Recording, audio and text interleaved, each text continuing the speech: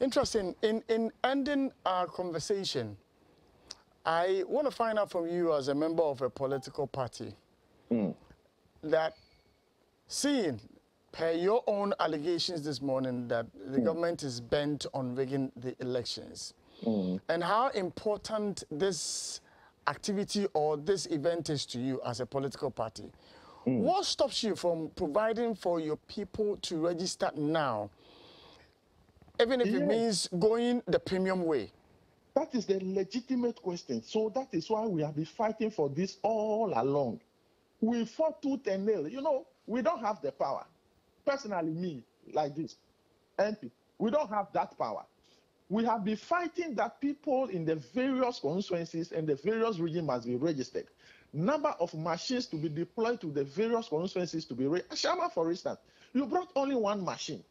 And you see the number of people in Ashama. And a day you print only 10, 15, and you say the machine, that's all that the machine can print. How do you expect the number of people, residents in Ashama, to be able to register? If you send one particular machine to a whole region, how do you expect so many people in that region to register? And so we have been fighting this tooth and nail that the NIA should release the machines to all the electoral areas and the constituencies so that the people, Ghanaians, may be able to register. No, you did not do it because of your intentions. You did not do it. And it is now manifesting that you did it deliberately to sabotage certain areas and improve registration in other areas where you think you can get the needed support for your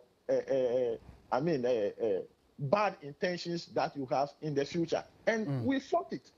The political parties fought it. NDC, we fought it.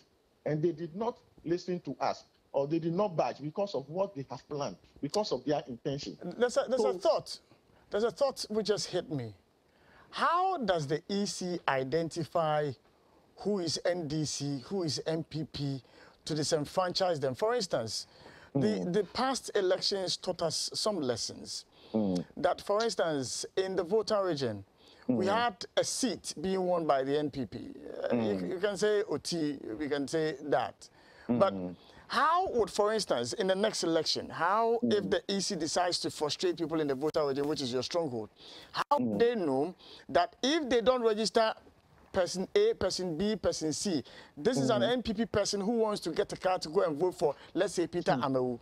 Yes, you see, this game is about calculation. If in voter region, you have 86% of people who would vote for NDC on any day, and you have in Ashanti region, and you have about 90% or 80-something, let's assume 80-something% who would vote for MPP on any day, the assumption, and it's not even assumption, scientifically, you know that this region is a stronghold of the NDC. So if we disenfranchise a number of people here, we are disenfranchising NDC members here.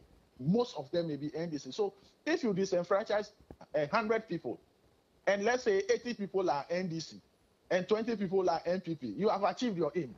And so it's the calculation. And so if you are able to register more people in Ashanti region, register more people in the Eastern region, and register less people in the Volta region, less people in Northern region, less people in Greater Accra, less people in other regions, you know definitely that you are disenfranchising most of the NDC guys in those areas.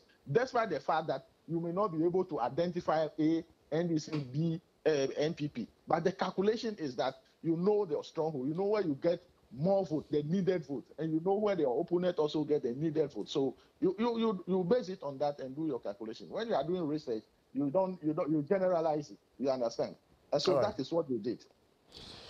Senior, I thank you for joining me this morning. Most grateful, my brother. Honorable Ernest Norgbeay, MP, Ashama constituency.